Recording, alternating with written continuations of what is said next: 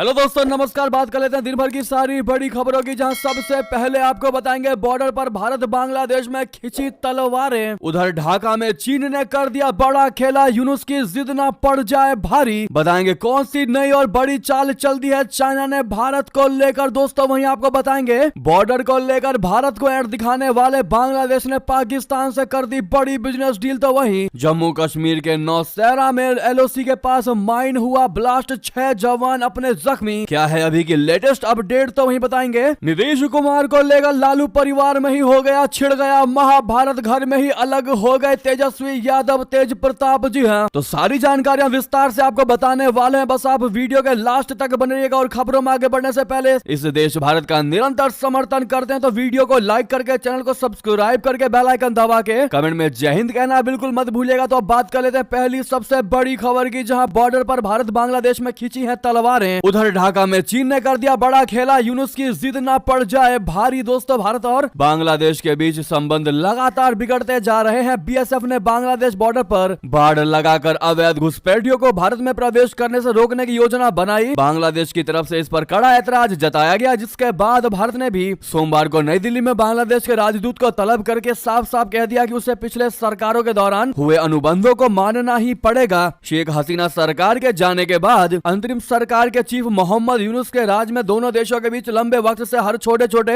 मुद्दों पर तनातनी की स्थिति पैदा हो जाती है। पड़ोसी देश चीन इस बात को अच्छी तरह जानता है, यही वजह है कि चीन इसका फायदा उठाते हुए ढाका में राजनीतिक दलों के साथ मिलकर खेल करने में लगा हुआ है। बता दें, बांग्लादेश का अखबार डेली ऑब्जर्वर की रिपोर्ट के मुताबिक ढाका में चीनी राजदूत याओ वैन ने सोमवार को खालिदा जिया की बांग्लादेश नेशनलिस्ट पार्टी यानी बीएनपी के महासचिव मिर्जा फखरुल इस्लाम आलमगीर से मुलाकात की। इस वक्त बांग्लादेश में मोहम्मद यूनुस के नेतृत्व वाली अंतरिम सरकार है। शेख हसीना सरकार के तख्ता पलट के बाद इस वक्त बांग्लादेश में कट्टरपंथी ताकतें काफी ज्यादा मजबूत हो गई हैं। देश में हसीना की मुस्लिम लीग के खिलाफ माहौल है। वहीं खालिदा जिया की बीएनपी को सत्ता में आने का प्रबल दावेदार माना जा रहा है। इस साल के अंत तक बांग्लादेश में चुनाव हो सकते हैं। ऐसे में बांग्लादेश की राजनीति को भांपते हुए चीन के राजदूत ढाका में भविष्य की योजनाएं बनाने में लगे हुए हैं। जी हाँ, मोहम्मद यूनुस की भारत विरोधी जिद भारत के लिए खतरे की घंटी है, क्योंकि चीन चाहता है कि बांग्लादेश की नई सरकार से उसकी नजदीकियां हों और वो उनके बेल्ट एंड रोड प्रोग्राम का हिस्सा बने। अगर ऐसा होता है तो ये भारत के लिए खतरे की घंटी होगी। चीनी राजदूत से मुलाकात को लेकर बीएनपी मीडिया सेल ने कहा कि दोनों नेताओं ने आपसी हितों के मुद्दों पर बातचीत की। बांग्लादेश में चीनी दूतावास ने अपने फेसबुक पेज पर एक पोस्ट में कहा है कि बांग्लादेश में चीनी राजदूत के बांग्लादेश नेशनलिस्ट पार्टी के महासचिव से मुलाकात की। दोनों पक्षों ने आपसी चिंता के मुद्दे पर विचारों का आदान प्रदान किया। इससे पहले पिछले साल 21 अगस्त को यानी 21 अगस्त को चीनी राजदूत ने बीएनपी अध्यक्ष के गुलशन कार्यालय में मिर्जा फखरुल के नेतृत्व में बीएनपी प्रतिनिधि मंडल से मुलाकात की। यानी कि दोस्तों भारत के साथ जारी इस विवाद को देख करके फायदा उठाने की कोशिश में है चाइना और बड़ा खेला करने की कोशिश कर रहा है। भारत को बांग्लादेश से जुदा करने की कोशिश कर रहा है। क्या उसकी ये चालें कभी कामयाब हो पाएंगी? क्या लगता है दोस्तों, इसका क्या सुझाव, आप एक क्या सजेशन देना चाहेंगे भारत की मोदी सरकार को? कमेंट में लिखकर अवश्य बताइएगा। एक भारतीय होने के नाते तो आपके हम कमेंट को पढ़ेंगे दोस्तों, बताना बिल्कुल मत भूलिएगा। और सामने लाइक का बटन अभी तक लाइक नहीं किया है, आप चाहते हैं कि चाइना को उसके इस चाल में सक्सेस ना मिले तो सामने लाइक का बटन जरूर दबाइएगा ताकि ये वीडियो हर किसी तक पहुंच सके। वहीं आपको बता दें, यदि चीन को लेकर बड़े डील की बात बढ़े प्लानिंग की खबर, तो दूसरी ओर बांग्लादेश ने पाकिस्तान से भी बड़ी बिजनेस डील कर ली है। दोस्तों जिस प्रकार से भारत के साथ बांग्लादेश के आए दिन तनाव हो रहे हैं, कभी सीमा विवाद तो कभी शेख हसीना की वापसी की मांग करके बांग्लादेश की अंतरिम सरकार ने साफ संदेश दे दिया है कि वो भारत को पसंद नहीं कर रहा है। वहीं दूसरी ओर यही सरकार पाकिस्तान से अपनी करीबी बढ़ाने में लगा है। अब दोनों देशों ने एक और बिजनेस डील साइन कर लिया है, जिससे पाकिस्तान को बड़ा फायदा होने की उम्मीद है। दोस्तों बांग्लादेश और पाकिस्तान की अपेक्स बिजनेस बॉडीज ने दोनों देशों के बीच कारोबार को मजबूत करने के लिए एक एमओयू यानी मेमोरेंडम ऑफ अंडरस्टैंडिंग साइन किया है। इसके तहत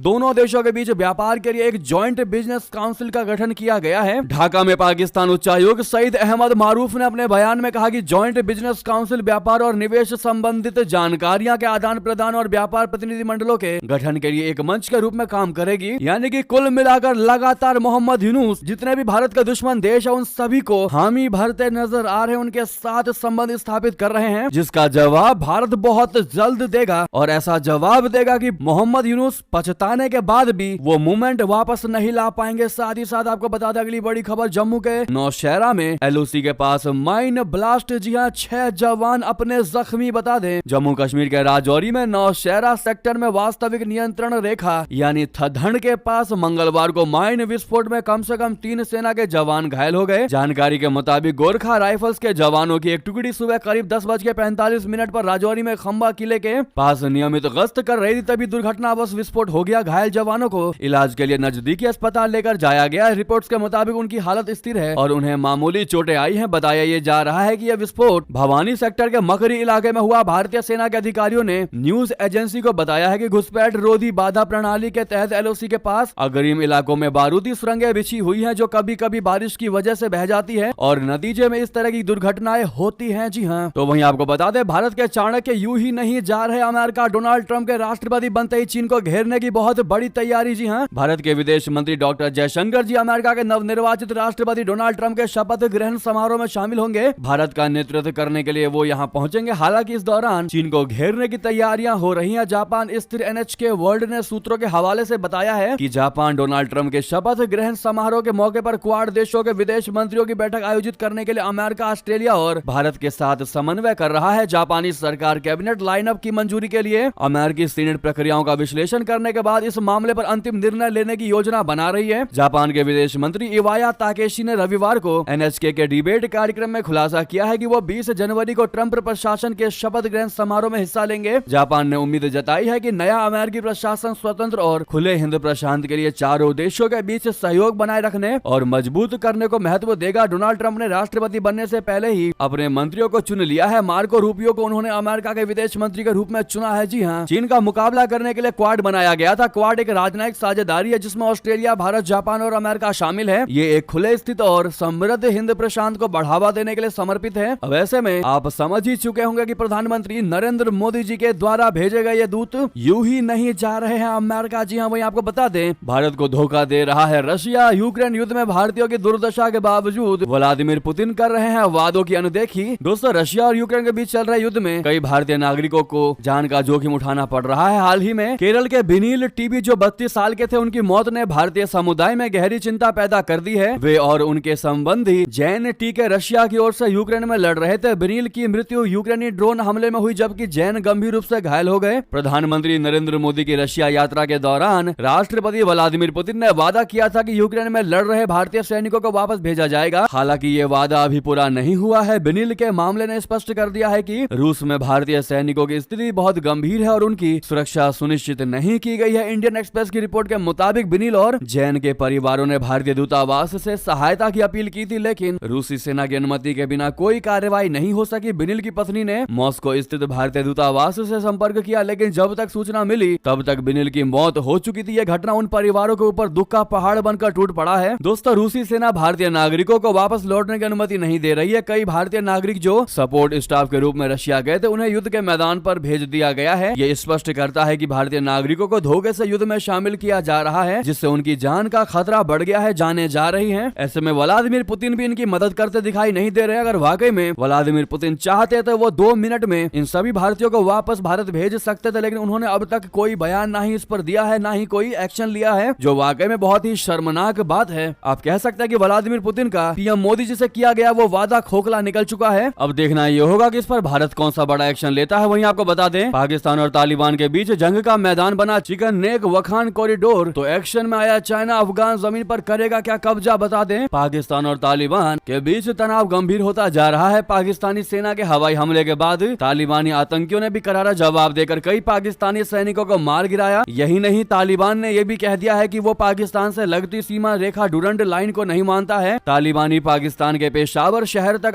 अपना दावा कर रहा है। इसके जवाब में पाकिस्तान ने अफगानिस्तान के चिकन नेक वखान कॉरिडोर पर नजरें गड़ा दी हैं। पाकिस्तानी खुफिया एजेंसी ISI के चीफ ताजिकिस्तान के दौरे पर हाल ही में गए थे। वहां उन्होंने वखान कॉरिडोर को लेकर भी तालिबान के विरोधियों से बातचीत की। इस बीच वखान कॉरिडोर पर ताजा अपडेट ये है कि चीन की खुफिया एजेंसी के मेंबर्स यानी सदस्यों ने गत 8 जनवरी को वखान कॉरिडोर का दौरा किया है और बताया जा रहा है कि तालिबान को चेतावनी दी है। वखान कॉरिडोर को तालिबानी अफगानिस्तान का सिर मानते हैं। ये 350 किलोमीटर लंबा और 34 किलोमीटर चौड़ा कॉरिडोर 4 देशों पाकिस्तान, ताजिकिस्तान, चीन और अफगानिस्तान को जोड़ता है। साल 2011 से तालिबान विरोधी गुट अफगानिस्तान ग्रीन ट्रेंड ने खुलासा किया है कि चीन के मिलिट्री इंटेलिजेंस से जुड़े 3 अधिकारियों ने 8 जनवरी को वखान कॉरिडोर का दौरा किया। जी हाँ, तो उधर आपको बता दें, पाकिस्तानी सेना प्रमुख प्रमुख जनरल मुनीर ने टीटीपी को खुली धमकी दी, कह दिया कुचल कर रख देंगे तुमको। जी हां, पाकिस्तानी सेना प्रमुख जनरल असीम मुनीर ने सोमवार को पेशावर का दौरा किया, जहां उन्होंने प्रतिबंधित आतंकवादी संगठन तहरीक-ए-तालिबान पाकिस्तान बोले तो टीटीपी को खुली धमकी दी है। सेना प्रमुख ने पेशावर यात्रा के दौरान टिप्पणी करते हुए कहा कि देश में शांति भंग करने के किसी भी प्रयास को जोरदार तरीके से ताकत के साथ कुचला जाएगा। हालांकि तहरीक-ए-तालिबान पाकिस्तान ने अपने हमलों से पाकिस्तानी सेना को भारी क्षति पहुंचाई है। टीटीपी के हमलों में भारी संख्या में पाकिस्तान सेना के जवान मारे गए हैं। वहीं पाकिस्तान के खैबर पख्तूनख्वा के इलाके में टीटीपी ने अपनी ताकत तेजी से बढ़ा दी है। वहीं बता दें, पीओके के बिना भारत है अधूरा, आतंकी फैक्ट्री बंद करे पाकिस्तान। जी हां, कश्मीर में कहते हुए गरजे राजनाथ सिंह जी। बता दें, 9वें सशस्त्र बल भूतपूर्व सैनिक दिवस समारोह में बोलते हुए रक्षा मंत्री राजनाथ सिंह जी ने कहा कि हमारी सरकार की सर्वोच्च प्राथमिकता कश्मीर और देश के बाकी हिस्सों के बीच मौजूद खाई को पाटना है। जम्मू कश्मीर के सीएम उमर अब्दुल्ला के जरिए इस दिशा में कदम उठाए जा रहे हैं। अखनूर में भूतपूर्व सैनिक दिवस समारोह ये साबित करता है कि अखनूर का हमारे दिलों में वही स्थान है जो दिल्ली का है। तो उधर आपको बता दें, भारतीय सेना के ऑपरेशन ऑल आउट ने तोड़ी पाकिस्तान की कमर, जम्मू कश्मीर में बिछा दी पाकिस्तानी आतंकियों की लाशें। जी हां, भारतीय सेना प्रमुख जनरल उपेंद्र द्विवेदी जी ने जम्मू कश्मीर में भारत सरकार की सफल नीति और पाकिस्तान के कश्मीर पर प्रोपेगेंडा को बेनकाब किया। उन्होंने प्रेस कॉन्फ्रेंस में कहा कि जम्मू कश्मीर में शांति की स्थिति के बावजूद पाकिस्तान आतंकवाद को बढ़ावा दे रहा है। आर्टिकल 370 हटाने और कश्मीर में शांति के कदमों ने पूरी दुनिया में यह साबित कर दिया है कि पाकिस्तान का कश्मीर पर झूठा दावा है। आर्मी चीफ ने बताया कि भारतीय सेना ने पिछले साल 15,000 से अधिक सैनिकों को तैनात किया, जिनसे जम्मू कश्मीर में आतंकवाद की घटनाओं में कमी आई है। ऑपरेशन ऑल आउट के तहत सेना ने आतंकियों को निशाना बनाया और पिछले एक साल में 73 आतंकियों को ढेर कर दिया गया। इनमें 60% आतंकी पाकिस्तान के थे और जिन आतंकियों को अभी तक सेना ने मार गिराया है उनमें से 80% पाकिस्तानी है। वहीं बता दें, शेख हसीना के लोगों के कत्लेआम पर उतारू यूनुस सरकार, पुलिस कस्टडी में 11 की मौत और 150 लोगों की प्रदर्शन के दौरान में मौत। जी हां, बांग्लादेश की गाजीपुर जेल में बंद शेख हसीना की पार्टी से जुड़े श्रमिक नेता की रहस्यमय परिस्थितियों में मौत हो गई। इसके साथ ही बांग्लादेश के अंतरिम प्रधानमंत्री मोहम्मद यूनुस के सत्ता में आने के बाद अब तक पूर्व प्रधानमंत्री हसीना की पार्टी से जुड़े 11 लोगों की मौत पुलिस हिरासत में और जेल में हो चुकी है, जबकि 150 लोगों को प्रदर्शन के दौरान मारा गया। बांग्लादेश की पूर्व प्रधानमंत्री शेख हसीना और उनकी पार्टी अवामी लीग से जुड़े लोगों की पुलिस हिरासत में मौत का सिलसिला लगातार जारी है। दिलचस्प ये भी है कि इन लोगों को किस इल्जाम में बंद किया जा रहा है, इस बाबत स्थानीय थाने को भी पता नहीं है। बांग्लादेश के गाजीपुर जिला जेल में बंद श्रमिक लीग नेता शेख जहीरुल इस्लाम की रहस्यमय परिस्थितियों में मौत हो गई है। वहीं बता दें, बांग्लादेश की सेना में छिड़ी पावर की जंग, अवामी लीग समर्थक और कट्टर इस्लामिक जनरल आमने सामने, बगावत का मचा खतरा। जी हां, बांग्लादेश की सबसे शक्तिशाली संस्था के रूप में देखी जाने वाली देश की सेना के सामने बड़ी मुश्किल स्थिति आ चुकी है। ये मुश्किल सेना के अंदर से ही खड़ी हुई है। सेना के अंदर विभाजन गहरा गया है और 3 पावर सेंटर बन रहे हैं। इनमें से प्रत्येक केंद्र का नेतृत्व एक जनरल कर सकता है। घटनाक्रम से अवगत लोगों ने यह जानकारी दी। बांग्लादेश में शेख हसीना के जाने के बाद फैली राजनीतिक अस्थिरता के दौरान देश को अराजकता में जाने से बचाने के लिए सेना की तरफ से उम्मीद की तरफ से देखा जाता है। 3 शक्ति केंद्रों के उदय के साथ बांग्लादेश की सेना को कठिन स्थिति का सामना करना पड़ सकता है। ईटी को मिली जानकारी के मुताबिक हालांकि अभी तक पूरी तरह से संकट की स्थिति नहीं दिखाई दे रही है, लेकिन अवामी लीग समर्थक और इस्लामी गुटों के प्रभाव वाले जनरलों के बीच होड़ के चलते सेना को चुनौतियों का सामना करना पड़ सकता है। जी हां, ऐसी अफवाहें हैं कि लेफ्टिनेंट जनरल फैजुर रहमान बांग्लादेश के राष्ट्रपति को हटाने की साजिश का हिस्सा थे जब जनरल वकार उज्जमान विदेश दौरे पर थे। सूत्रों ने आरोप लगाया है कि अगर आने वाले महीनों में मुख्य सलाहकार मोहम्मद यूनुस पद छोड़ देते हैं और ढाका से चले जाते हैं तो फैजुल रहमान सेना प्रमुख को हटाने की साजिश का हिस्सा भी हो सकते हैं। वही बता दें, 9/11 के बाद फिर आतंकियों के रडार पर अमेरिका FBI ने जारी कर दी चेतावनी। जी हां, न्यू ईयर के मौके पर न्यू ऑरलियंस में हुए हमले में 14 लोगों की मौत हो गई थी। अब FBI यानी फेडरल ब्यूरो ऑफ इन्वेस्टिगेशन ने अमेरिका में ऐसे ही और हमलों को लेकर चेतावनी जारी की है। एजेंसी ने लोगों को सतर्क रहने और किसी भी संदिग्ध गतिविधि के बारे में सूचित करने की अपील की है। न्यू ऑरलियंस घटना में हमलावर शमशुद्दीन जब्बार के 4 आतंकवादी संगठन ISI से जोड़े जा रहे हैं। दोस्तों वहीं बता दें, भारतीय नाग के जहर से नहीं बच पाएगा चीन पाकिस्तान। DRDO का नाग MK2 एंटी टैंक मिसाइल कितना विनाशक है आपको बता दें, भारत लगातार अपने हथियार भंडार को विनाशक बना रहा है ताकि चीन और पाकिस्तान जैसे दुश्मन अपनी औकात में रहे और देश की तरफ आंखें उठाकर देखने की हिम्मत तक ना करे। और इसी कड़ी में भारत ने 13 जनवरी को स्वदेशी 3री पीढ़ी की एंटी टैंक गाइडेड मिसाइल नाग MK2 का कामयाबी के साथ टेस्ट कर लिया है। भारत के रक्षा अनुसंधान एवं विकास संगठन DRDO ने राजस्थान के पोखरण फील्ड रेंज में नाग MK2 का कामयाबी के साथ टेस्ट किया है। टेस्ट के बाद DRDO ने यह घोषणा भी कर दी है कि नाग मिसाइल फेरिजर वर्जन 2 का भी मूल्यांकन किया गया है और अब ये पूरी हथियार प्रणाली भारतीय सेना में शामिल होने करने के लिए तैयार है। साथ ही साथ बता दें, नीतीश कुमार को लेकर लालू परिवार में महाभारत, घर में ही अलगे हो गए तेजस्वी, अब तो इधर उधर होकर ही रहेगा। बता दें, मकर संक्रांति के मौके पर राबड़ी आवास पर आयोजित दही चूड़ा भोज में शामिल हुई आरजेडी सांसद मीसा भारती ने मुख्यमंत्री नीतीश कुमार को लेकर बड़ा बयान दिया है। उन्होंने कहा है कि राजनीति में कुछ भी असंभव नहीं है, खरमास के बाद शुभ कार्य शुरू हो जाते हैं। नीतीश कुमार के लिए राबड़ी आवास के दरवाजे हमेशा खुले हैं। हालांकि आरजेडी नेता तेजस्वी यादव पहले ही कह चुके हैं कि नीतीश कुमार से हाथ मिलाना अपने पैरों पर कुल्हाड़ी मारना होगा। बता दें कि मंगलवार को मीसा भारती पटना स्थित राबड़ी आवास में दही चूड़ा भोज में शामिल होने पहुंची थी। मीडिया से बातचीत में उन्होंने बिहार की राजनीति में बदलाव की अटकलों पर अपनी बात रखी। उन्होंने कहा कि काफी समय से ऐसी चर्चाएं चल रही हैं। पहले भी मकर संक्रांति के बाद राजनीतिक उलटफेर हो चुके हैं, लेकिन फिलहाल उन्हें ऐसा नहीं लगता है। मीसा भारती के इस बयान से राजनीतिक गलियारों में चर्चाएं शुरू हो चुकी हैं। कहा यह जा रहा है कि लालू परिवार के अंदर ही सब कुछ ठीक नहीं है। लालू यादव नीतीश कुमार को पहले ऑफर देते हैं, तेज प्रताप यादव और मीसा भारती वेलकम करने को तैयार हैं। दूसरी ओर तेजस्वी यादव दरवाजा बंद कर रहे हैं। ऐसे में सवाल उठता है कि नीतीश कुमार को लेकर लालू परिवार में ही दरार क्यों है। लेकिन तेज प्रताप यादव ने भी चौंकाने वाला बयान दिया। आरजेडी विधायक तेज प्रताप यादव ने नीतीश कुमार पर किए गए सवाल पर जवाब देते हुए कहा कि नीतीश कुमार को मकर संक्रांति का न्योता देने का मन नहीं है, उनको घर एंट्री नहीं करने देंगे। बिहार में हो रहे दही चूड़ा भोज में सबसे अहम आरजेडी सुप्रीमो लालू प्रसाद के 10 सर्कुलर रोड आवास पर होने वाला चूड़ा दही का कार्यक्रम है। राबड़ी आवास पर लोगों के आने का सिलसिला शुरू हो चुका है। इसके साथ ही चिराग पासवान के घर पर हुए भोज की भी खूब चर्चाएं हो रही हैं। लेकिन आपको बता दें कि चिराग पासवान के घर पर चूड़ा दही खाने सीएम नीतीश कुमार गए, लेकिन वहां से बगैर भोज खाए ही लौट आए। क्या रहा कारण? ये हमेशा का रहा है दोस्तों, बिहार में खिचड़ी पर राजनीति होती ही है, राजनीति गरमाती ही है। इस बार फिर एक बार मकर संक्रांति के अवसर पर केंद्रीय मंत्री चिराग पासवान के यहाँ आयोजित भोज के लिए मुख्यमंत्री नीतीश कुमार पहुंचे थे, लेकिन बगैर कुछ खाए ही वापस लौट गए। नीतीश कुमार के पहुंचने के बाद भी चिराग पासवान वहां पर मौजूद नहीं थे और फिर 5 मिनट रुकने के बाद वो वापस लौट गए। चिराग पासवान के चूड़ा दही भोज कार्यक्रम में उनके आने से पहले ही सीएम नीतीश कुमार वहां से निकल गए। पार्टी के ऑफिस में सिर्फ लोक जनशक्ति पार्टी एलजेपी-आर के प्रदेश अध्यक्ष राजू तिवारी ही मौजूद थे। यानी कि सीएम नीतीश कुमार 10:20 पर चिराग के ऑफिस पर पहुंचे थे, जबकि चिराग पासवान 12 बजे वहां पर पहुंचे हैं। जी हाँ, इसी बीच ये थी अभी की सारी बड़ी खबरें। आपको खबर कैसी लगी कमेंट में बताना बिल्कुल मत भूलिएगा। साथ ही साथ इस वीडियो को लाइक करके चैनल को सब्सक्राइब करके बेल आइकन दबा के कमेंट में जय हिंद कहना बिल्कुल मत भूलिएगा। और अभी इस वीडियो को दोस्तों, भाइयों में, साथियों, रिश्तेदारों में शेयर कर दीजिएगा, व्हाट्सएप, फेसबुक, एक्स के माध्यम से। जय हिंद, जय भारत।